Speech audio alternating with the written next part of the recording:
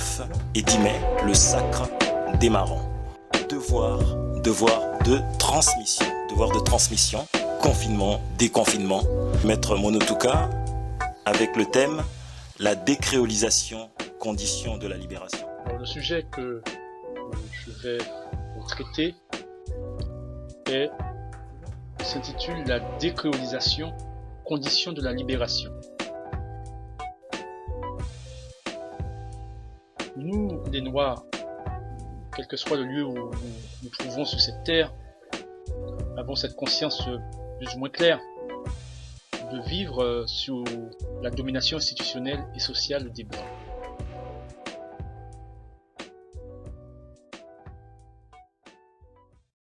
Dans un ordre dans lequel nous sommes traités comme étant d'une catégorie ontologique racialisée et la plus inférieure de toutes. Cette expérience, c'est celle des Noirs depuis que les États européens ont parvenu à instituer et perpétuer leurs pratiques esclavagistes et coloniales à partir du XVe siècle sur le reste du monde, soit en Afrique, dans les Amériques, en Asie et en Australie. Instituer ou institutionnaliser, c'est le fait qu'un pouvoir, en l'espèce le groupe humain représentant ces États européens, établissent officiellement d'une manière durable une autorité de conduite sur un groupe humain. C'est ce pouvoir donc existant qui donne le caractère officiel nécessaire à cette nouvelle autorité de conduite pour qu'elle devienne une institution, c'est-à-dire pour qu'elle soit considérée par toutes et par tous comme revêtue de la légitimité et de la force obligatoire pour tous et pour toutes. Donc une institution est une structure d'organisation sociale, en ce sens où elle est en effet un pouvoir officiel obligeant aux personnes en fait qui lui sont attachées d'avoir telle ou telle conduite. Alors l'institution au sujet de laquelle j'interviens aujourd'hui est précisément celle que constitue la domination des Blancs sur les Noirs. Mon projet, à travers ce sujet de composition intitulé La décolonisation, condition de la libération, est de permettre donc de comprendre suffisamment clairement que la décolonisation est la condition de notre libération de cette domination. Qu'en effet, nous libérer de cette servitude revient, de fait, concrètement, à expurger la société de tous les goûts et pratiques des colons, c'est-à-dire à décréoliser la société. Et pour ce faire, il faut que préalablement soit rappelé c'est quoi créoliser, c'est quoi la créolisation. Donc notre exposé en fait s'articulera selon le plan simple suivant. D'abord nous verrons l'impossible libération d'une société créolisée, et puis en grand 1 et puis en grand 2, nous libérer, c'est décréoliser la société. Alors d'abord l'impossible libération d'une société créolisée. Si nous traitons le sujet de la créolisation, c'est parce que nous avons conscience de vivre encore dans l'ordre institutionnel de la domination blanche et d'en souffrir les effets. Nous savons que cette expérience que nous partageons ne se limite pas au territoire caribéen ni au continent américain. Elle s'étend là où il y a des Noirs sur cette terre, que ce soit en Afrique, en Asie ou ailleurs. Il est donc nécessaire de comprendre la raison du maintien de cette expérience douloureuse. Évidemment, nous devons comprendre comment est construit le système institutionnel de la domination des Blancs sur les Noirs, si nous voulons nous en libérer. Cette compréhension est essentielle, elle est un préalable nécessaire, car si nous ne connaissons pas suffisamment ce système, comment pourrions-nous prétendre pouvoir le déconstruire? Pour une bonne pédagogie, nous commencerons par rappeler cette histoire à partir du XVe siècle. Voilà des êtres humains que sont les Noirs, qui sont dans leur société, qui vivent dans leur société, dans leur paradigme, et qui en sont arrachés au moyen de la violence et de la manipulation par d'autres êtres humains, que sont les Blancs, pour les intégrer dans un autre modèle de société, dans un autre paradigme, dans un autre système social. Et dans quel autre système social sont-ils contraints d'exister dorénavant? Dans un système social fondé et organisé sous l'ordre de la hiérarchisation des êtres. Dans une société régie par un ensemble de normes hiérarchisant des êtres. Et c'est à ces êtres hiérarchisés que les Noirs et les Blancs devront s'identifier au sein de cette société. Et c'est à travers ces êtres que les Noirs seront contraints de relationner, c'est-à-dire de se socialiser. Dans mon exposé, j'utiliserai le terme code noir pour désigner ces recueils de normes juridiques de hiérarchisation des êtres que les Blancs imposent aux Noirs depuis le XVe siècle. C'est en effet un système juridique partagé par tous les États européens esclavagistes, coloniaux et néocoloniaux, qu'ils soient français, anglais, espagnols, allemands, hollandais ou autres, et ce, quel que soit là où ils ont implanté leur recueil. À ce stade, nous saisissons clairement que nous sommes en face de deux paradigmes, deux organisations sociales différentes. Celle où nous sommes institués comme étant des êtres humains, et celle où nous ne le sommes pas. Il est donc nécessaire que chacun de nous garde cette situation en esprit.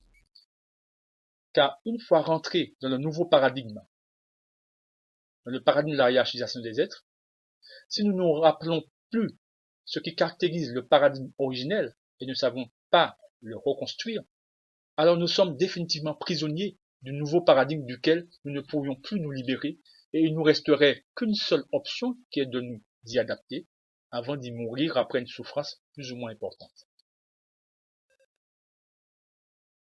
Maintenant, analysons ce nouveau système dans lequel nos ancêtres, ces hommes et ces femmes, ont été intégrés sous la contrainte, la force, la violence et la manipulation mentale. Alors, qu'est-ce qui caractérise cet ordre qualifié de colonial, d'esclavagiste et de néocolonial, substantiellement? Alors, nous avons retenu deux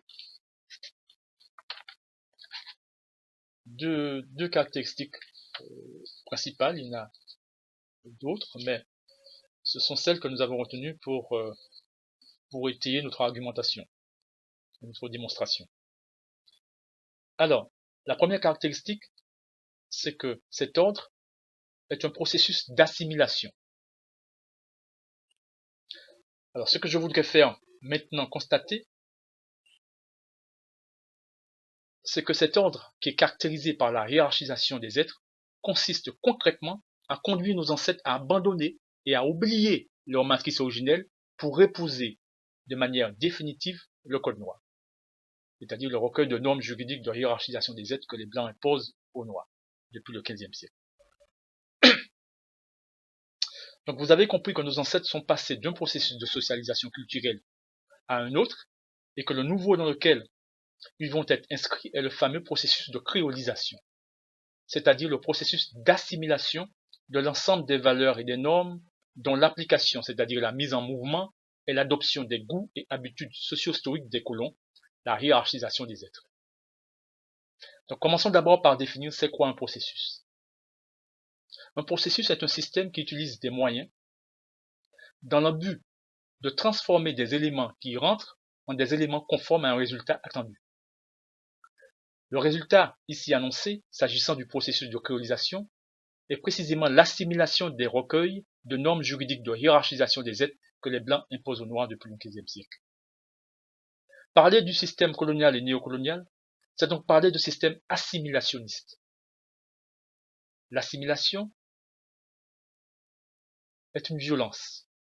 Elle est le processus par lequel l'assimilateur, en l'espèce les États européens, contraint l'assimilé, en l'espèce les Noirs, à adopter ses caractéristiques culturelles, à adhérer au système de valeurs de l'assimilateur et donc à abandonner, à oublier les siens remplacés dès lors par ceux de l'assimilateur.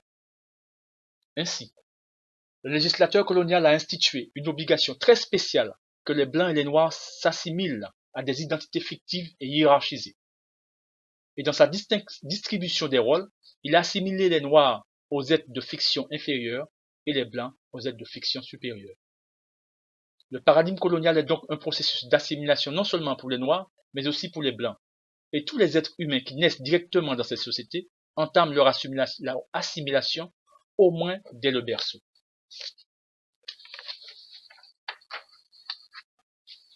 C'est en effet une abominable pièce de théâtre, une horrible mise en scène appelée Code Noir qui a été rendue obligatoire par le législateur esclavagiste. Et pour que nos ancêtres soient contraints de jouer dans ce film tragique les rôles qui leur ont été réservés par le législateur colonial, ce dernier a réquisitionné les moyens de la violence et de la manipulation mentale. Certains ont tendance à vouloir réduire l'assimilation uniquement au parcours socio-juridique de l'affranchi. C'est une erreur, car le système entier est assimilationniste. Ainsi, lorsque le noir adopte les caractères identitaires du code noir, c'est-à-dire les obligations constitutives de la définition des êtres de fiction que sont esclaves, meubles, immeubles ou affranchis, il est assimilé esclave. Donc, il est un assimilé esclave. De même, un assimilé meuble, un assimilé immeuble ou un assimilé affranchi, et donc doit se conformer à intégrer son personnage rendu obligatoire sous peine de sanctions pouvant aller jusqu'à sa mise à mort après être passé par toutes sortes de tortures. La deuxième caractéristique de cet ordre, de la hiérarchisation des êtres que j'ai retenu, c'est ce fait que l'identité d'être humain est radicalement exclue de cet ordre. Je répète, l'identité d'être humain est radicalement exclue de cet ordre. La première caractéristique qui est à relever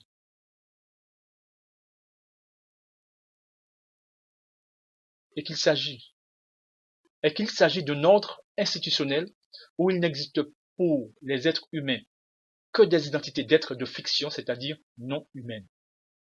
Par conséquent, l'identité d'être humain est radicalement exclue de cet ordre. Elle y est absolument interdite. La hiérarchisation des êtres exige l'exclusion en effet des êtres humains. Si je dis que je suis un être humain, et que je dis par ailleurs que vous ne l'êtes pas, cela signifie qu'en vérité, l'identité que je me suis donnée n'est pas l'identité humaine. Que ce que je dis être n'est pas l'identité humaine, car si l'identité que je me reconnais est celle de l'être humain, alors vous êtes naturellement des êtres humains, donc vous aurez la même identité que moi, et sur le plan du droit, par conséquent, le même statut. Le législateur colonial procède, en instituant son paradigme de la hiérarchisation des êtres, à la négation donc de la généalogie humaine. Il écarte volontairement la généalogie humaine, c'est-à-dire le fait que tous les êtres humains sont tous parents, que tous les êtres humains sortent tous de la même matrice naturelle humaine, que nous avons tous en effet les mêmes ancêtres originels, que nous sommes tous des êtres humains. Il écarte donc ce fait naturel pour lui substituer un ordre de fiction, le paradigme de la hiérarchisation des êtres. Le recueil juridique français, qu'est l'ordonnance royale ou édit royal de mars 1685, que l'on a nommé en fait Code Noir à un moment donné, est une efficace illustration de mes propos. C'est ainsi que ce qui y est prévu comme identité pour ces hommes et ces femmes dans ce système est un ensemble de statuts précis que sont maîtres, esclaves, meubles, affranchis et immeubles par destination. Donc voilà le paradigme dans lequel nos ancêtres se sont vus intégrés. Et voilà donc le paradigme dans lequel nos ancêtres ont été contraints sur plusieurs générations à se socialiser. Ces valeurs traduites en normes sont des valeurs qui consistent de manière radicale, et j'insiste, de manière radicale à exclure l'identité humaine dans la socialité. Évidemment, car tant le maître que l'esclave, le meuble et l'affranchi sont des identités fictives. Je veux dire que par nature, celui qui se décrète et s'institue comme étant un maître n'est pas en vérité un maître, mais un être humain. De même pour celui que le législateur de la hiérarchisation des êtres désigne comme étant un esclave. Donc ni l'identité de maître, ni celle d'esclave et les autres ne sont en droit l'identité de l'être humain.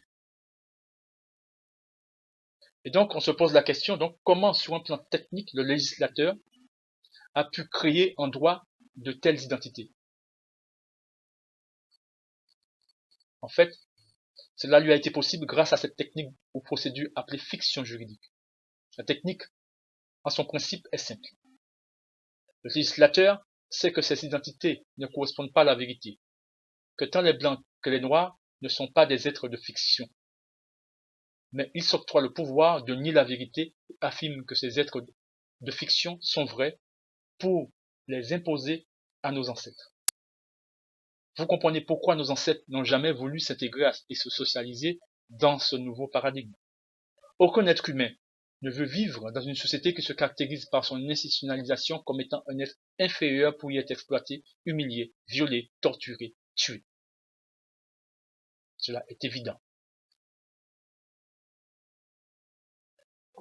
Alors, j'aborde la question maintenant, à savoir, après avoir abordé et répondu substantiellement à la question qu'est-ce qui caractérise cet ordre qualifié de colonial, d'esclavagiste et de néocolonial, j'aborde cette question. Quelle est la portée juridique de l'infériorité des êtres de fiction? Quelle est la portée juridique de l'infériorité des êtres de fiction? Alors, il convient maintenant de mieux comprendre l'incidence juridique de l'infériorité qui caractérise ces êtres de fiction que sont l'esclave, le meuble, l'immeuble et l'affranchi. Leur corps et leur production culturelle sont inférieurs et par conséquent, ils n'ont plus vocation à faire du droit, ou ils n'ont pas vocation à faire du droit. Cette incidence est déterminante. Il est nécessaire de bien la comprendre. Le fait qu'ils n'ont plus ou qu'ils n'ont pas vocation à faire du droit est une cohérence du système de la hiérarchisation des êtres. Si en effet ils sont des êtres inférieurs, alors il est cohérent que leur culture ne puisse avoir vocation à organiser la société. Par conséquent, tous ces statuts de fiction d'êtres inférieurs vont être caractérisés par le fait qu'ils n'ont pas le droit de faire du droit. Ils peuvent imiter, reproduire le modèle, c'est-à-dire exécuter. Mais c'est tout. Cela signifie que tous ceux qui sont contraints d'épouser ces masques, tous ceux donc qui sont soumis à ces statuts de fiction d'êtres inférieurs, vont être caractérisés par le fait qu'ils n'ont pas le droit de faire du droit. Dans cette pièce de théâtre tragique, ils sont des juristes applicateurs, mais non des législateurs. Ils appliquent le droit, mais ne font pas du droit. C'est la finalité du processus de colonisation. Car s'il est vrai que ce sont des identités ou personnages qui, en droit, relèvent de la fiction juridique, nous devons cependant nous rappeler que le législateur colonial a prévu que tous les êtres humains sont contraints de jouer leurs personnages respectifs comme s'ils étaient vraiment ces êtres de fiction, et cela sous peine de sanctions, et par conséquent que tous les êtres humains sont contraints de le jouer jusqu'au bout selon la trame qu'il a décrite dans son système de la hiérarchisation des êtres. Ainsi, si vous considérez l'existence de nos ancêtres durant ces siècles, où ils ont été intégrés et socialisés dans les sociétés coloniales esclavagistes, vous verrez qu'ils ne faisaient qu'appliquer le droit. Mais jamais ils ne faisaient du droit. Cela va de soi. Tous ces êtres de fiction que sont les esclaves, les meubles, les immeubles et les affranchis, en raison de leur nature inférieure, ne font pas du droit. Ils n'en ont pas de droit. Seul l'être supérieur a le pouvoir du législateur pour faire du droit.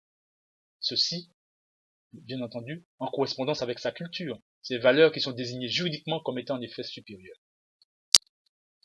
Ainsi, l'ordre de la hiérarchisation des êtres prévoit nécessairement que le juriste applicateur peut être autorisé à assister le blanc dans sa production de droit, mais il ne peut représenter le blanc ni personne en tant que législateur, c'est-à-dire qu'il ne peut pas produire du droit au nom du blanc. Le noir n'étant que juriste applicateur, aucun noir ne peut prétendre représenter un noir en tant que législateur. Évidemment, car s'il était donné aux noirs de faire du droit, la première chose qu'il ferait aurait été de refuser de s'insérer comme ces êtres inférieurs définis par le législateur blanc, et donc d'abolir ce système ce qui serait une contradiction rédhibitoire.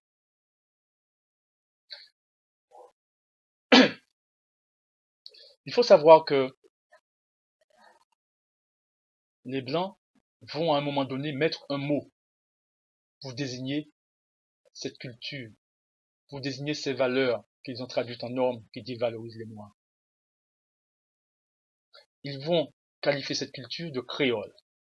Ils diront que les êtres vivants qui partagent ces valeurs et qui les ont intériorisées, qui les ont adoptées, qu'ils sont créolisés. Alors, pour illustrer cela, je cite en fait un dictionnaire de l'époque, qui date de 1836, de Babot, et qui nous définit c'est quoi créoliser. Créoliser, adjectif, naturalisé aux colonies, qui a les goûts, les habitudes de colon. Donc on voit bien qu'en fait que l'être humain qui est créolisé est en effet celui qui est naturalisé aux colonies, qui a les goûts, les habitudes de colon. Donc nous avons vu qu'il s'agit d'adopter les goûts et les habitudes du colon, et nous avons vu aussi quels sont les goûts et habitudes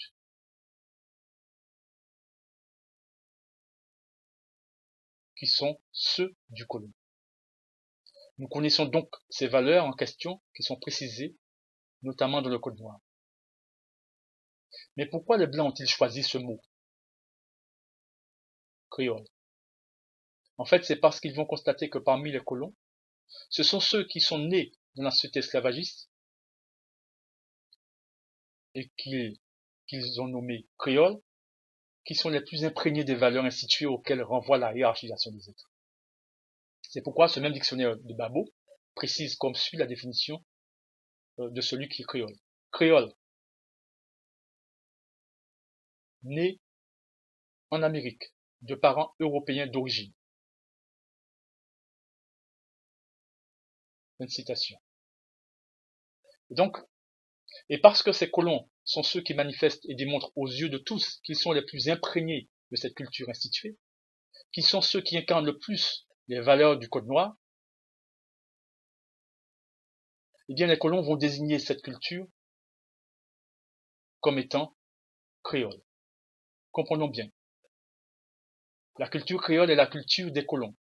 C'est la culture de la hiérarchisation des êtres. C'est celle qui affirme qu'il existe des êtres supérieurs et des êtres inférieurs et que les blancs sont les supérieurs et les noirs sont les inférieurs.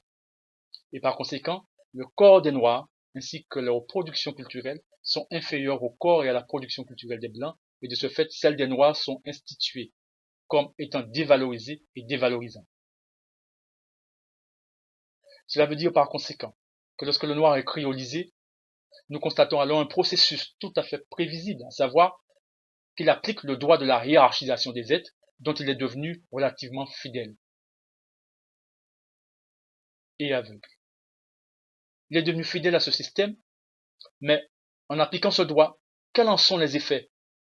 Le droit qui est institué, se caractérisant par le fait qu'il dévalorise l'être de fiction défini comme étant inférieur, il va voir ce processus qui consiste chez nous les Noirs à projeter sur les corps des Noirs et sur la production culturelle des Noirs la négativité.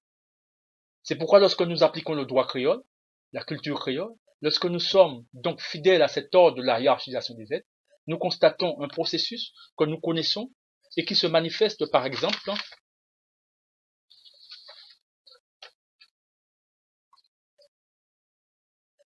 en dévalorisant nous-mêmes des corps de noir, des cheveux de noir, des couleurs de peau de noir, la culture des noirs.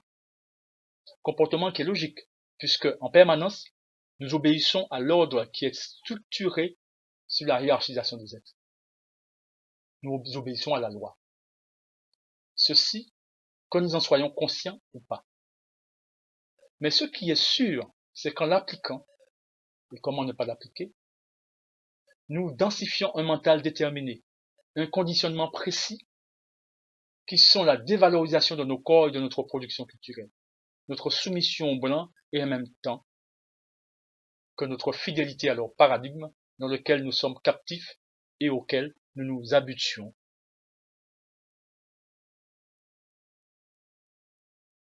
au fur et à mesure du temps.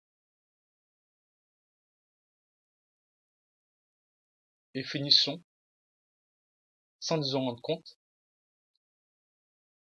à défendre.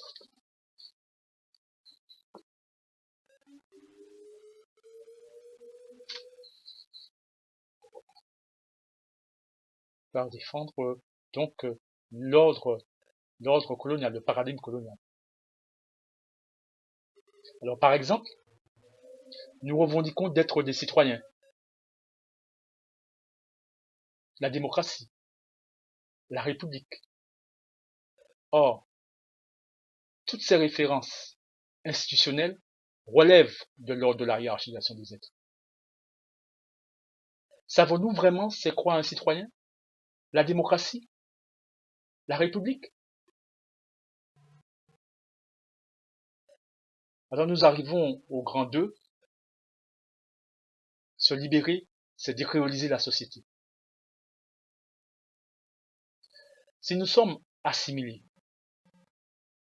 cela signifie que nous avons notre propre paradigme. Et lorsque nous disons que nous sommes contre l'assimilation et que nous sommes fiers de notre civilisation, la question que je pose alors est: où est notre civilisation? Qu'est-ce qui la caractérise? Nous disons à juste titre qu'il y a cet ordre de la hiérarchisation des êtres dans lequel nous sommes et que nous considérons comme étant un ordre injuste, un ordre qui nous fait souffrir, un ordre fondé sur le mensonge. Nous disons par conséquent que nous le refusons et nous exprimons activement notre refus. Notre attitude renvoie donc à l'idée de résistance. Je rappelle que la résistance consiste à s'opposer à quelque chose, mais pas seulement cela. En effet, s'opposer à quelque chose signifie que nous voulons sauver autre chose que nous refusons de voir disparaître. Mais quoi? Où est notre matrice? Où est notre modèle originel de société?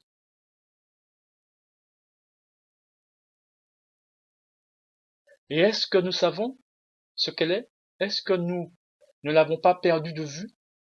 Car n'oublions pas que le processus de créolisation ou encore d'assimilation consiste en fait à nous amener à abandonner, à oublier notre matrice culturelle, notre matrice originelle. La bonne question donc est où elle est? Qu'est-ce qui la caractérise? En tous les cas, ce que nous pouvons affirmer à ce stade avec certitude, c'est que dans la matrice originelle, nous sommes institués comme étant des êtres humains. Mais cela signifie quoi être institué en tant qu'être humain? Est-ce que nous avons perdu la science qui nous permet de nous instituer comme étant des êtres humains? Est-ce que nous savons construire la société dans laquelle nous sommes institués comme étant des êtres humains? Car eux, ils savent comment nous instituer comme n'étant pas des êtres humains. Ils savent comment construire un ordre dans lequel il n'y a pas l'identité humaine. Non seulement ils savent le faire, mais en outre, ils maîtrisent cette technologie, puisqu'ils arrivent à maintenir cette institution jusqu'à aujourd'hui. Ce que je veux dire par là, c'est que nous n'allons pas pouvoir faire l'économie d'analyser et de maîtriser tant leur paradigme que le nôtre. Car s'ils maîtrisent leur paradigme, c'est qu'il est maîtrisable. Et si notre matrice originelle existe et que nos ancêtres ont pu la réaliser, alors nous devons faire le travail d'analyse nécessaire qui nous permet de nous rappeler sa substance, de maîtriser la technologie qui est à son origine et de l'instituer. Ce sont là des éléments fondamentaux. Nous savons pourquoi nous refusons le système de hiérarchisation des êtres.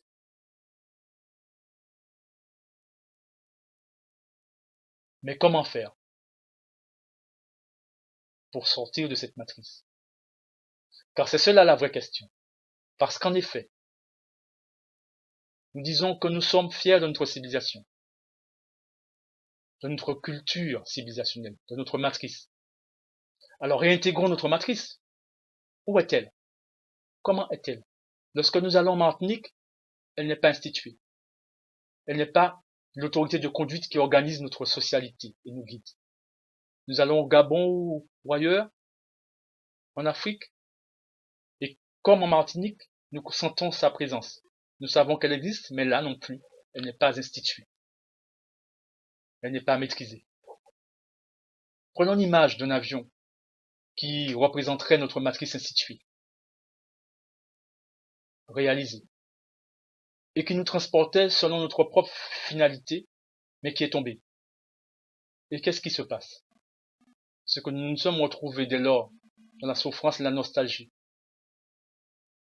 récupérant des morceaux par-ci par-là à nous souvenir de ses goûts et de ses habitudes apaisants et épanouissants. Mais finalement, ces morceaux de souvenirs, quelle que soit leur valeur respective, ne pourraient permettre à notre avion de reprendre son envol. Cela signifie dès lors que nous sommes encore dans la matrice créole. Les questions sont donc: c'est quoi un système fondé sur la hiérarchisation des êtres? Et par ailleurs, c'est quoi un système fondé sur l'identité Moon, ou qui renvoie à l'identité d'être humain, véritablement? Tout Moon, c'est Moon. Tout être humain est un être humain. Mais est-ce que nous savons instituer tout Moon, c'est Moon? La science qui nous permet de le faire existe, mais nous devons cependant apprendre à la maîtriser. Nous devons comprendre ce que nous appelons l'ordre de la hiérarchisation des êtres. Il n'y a rien d'autre qu'un type de relation, et que c'est ce type de relation qui est institué. Autrement dit, le législateur colonial est venu nous imposer d'avoir un type de relation spéciale entre nous, les êtres humains, y compris les êtres humains que sont les dits blancs. Type de relation que nous connaissons comme étant injuste et mensonger. Par conséquent, nous devons comprendre que dans la société où tout le monde c'est monde, c'est aussi un type de relation qui est institué. Mais qu'à la différence, cette relation est celle que nous connaissons comme étant juste et vraie, la relation qui est la manifestation de la vérité. Tout le monde c'est monde. C'est ici l'occasion de savoir que les êtres humains ne peuvent avoir que deux types de relations, en vérité. Qu'il n'existe donc pas un troisième type. Que par conséquent, nous ne pouvons développer entre nous que deux types de relations. Ainsi, l'être humain qui a le statut de législateur ne peut instituer qu'une ou l'autre relation au fondement de sa société. Il n'y a donc pas trois natures de société, car il n'y a pas trois catégories de relations. Et quelles sont ces relations? La première, que j'appelle la filialité, et la deuxième, que je nomme l'infilialité. Notre matrice est fondée sur la filialité.